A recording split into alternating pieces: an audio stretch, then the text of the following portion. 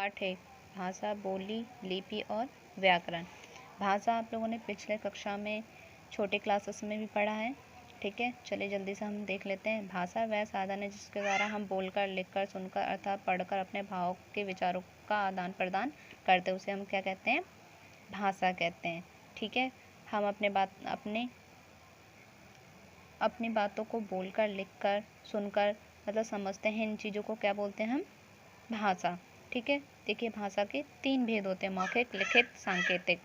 ठीक है, भाषा के कितने भेद हो गए? 3।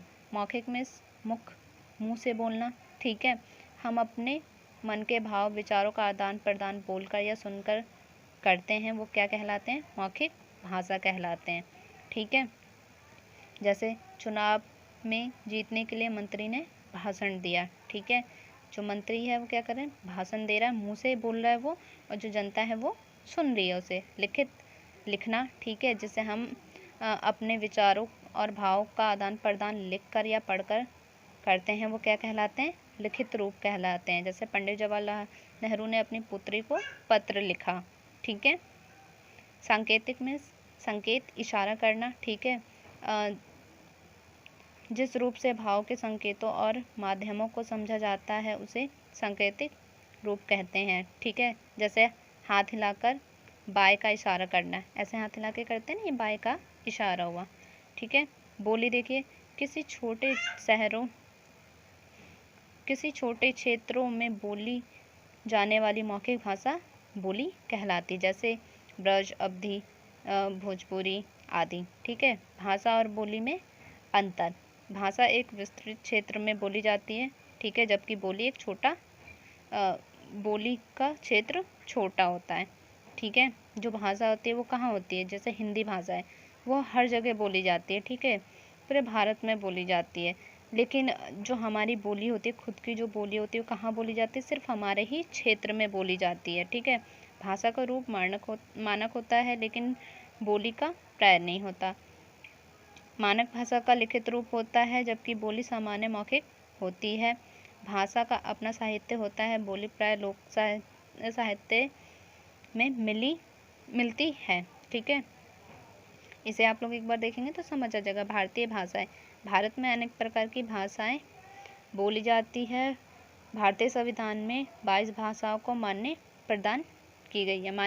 प्रदान की गई है। ठीक है, ये देखिए, ये आपको दे रखे हैं, आप लोग पढ़ेंगे।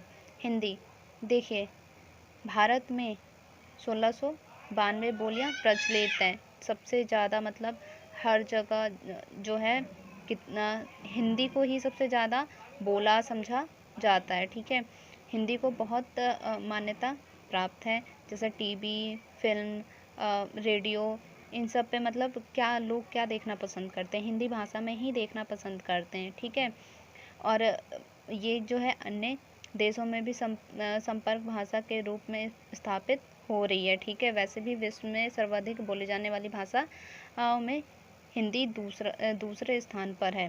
जो हिंदी है वो कौन से स्थान पे आ गई है? दूसरे नंबर पे आ गई है।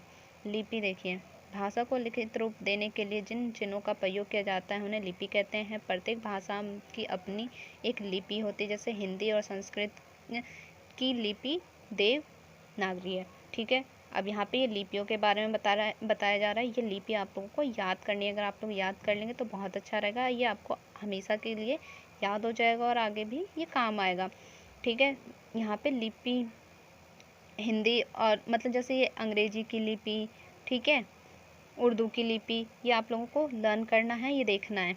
व्याकरण का अर्थ होता है विश्लेषण करना। ठीक है, इसमें क्या होता है, मतलब कि जैसे कि आप लोग इंग्लिश ग्रामर वगैरह में करते हैं, चाहे हिंदी में भी आप लोगों को वाक्य बनाने के लिए दिया जाता है। अगर आप लोग उसे प्रॉपर तरीके से वाक्य बनाते हैं तो टीचर कहते हैं ना, हाँ ये ठीक है, आपने सही वाक्य बनाया है। अगर उसमें थोड़ा सा भी शब्द इधर से उधर हो जाता है तो वो अजीब सा लगता है, उसे सुनने में अजीब सा लगता है और हमें मतलब थोड़ा अटपटा लगता है। तो ऐसे ही इसमें जो भी है, क्या भाषा के जो नियम बनाए गए हैं उन्हें व्याकरण कहते हैं। किसी भी भाषा के शुद्ध रूप का बोध कराने वाले शास्त्रों को व्याकरण कहते हैं। जैसे अगर मैं आपसे बोलूं कि मेरा बड़ा है घर, तो थोड़ा अजीब सा लग रहा है ना, अगर मैं बोलूँ मेरा घर बड़ा है तो ये वाक्य आप लोगों को समझ भी आया, शुद्ध भी लगा और सही भी है। ठीक है, एक ही मतलब एक नियम से बना।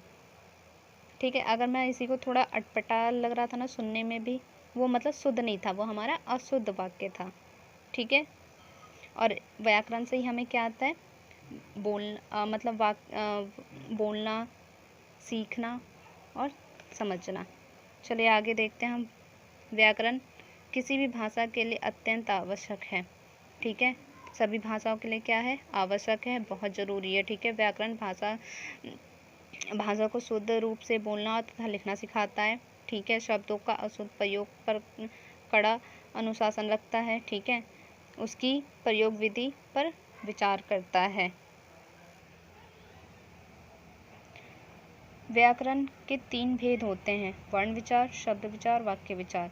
वर्ण विचार में वर्णों की बनावट, उच्चारण, लेखन आदि का विचार किया जाता है। ठीक है, मतलब क्या होता है, जो वर्णों की बनावट, उच्चारण जो हम बोलते हैं उन पर विचार किया जाता है। शब्द विचार में शब्दों के विभिन्न रूप, भेद, उत्पत्ति व प्रयोग आदि के विषय में विचार किया जाता है। ठीक है, इसमें शब्दों पर। ठीक है, वाक्य विचार में क्या होता है, वाक्य विचार में वाक्य रचना, प्रकार, प्रयोग, विराम चिन्ह आदि के विषय के बारे में उन पर विचार किया जाता है। ठीक है,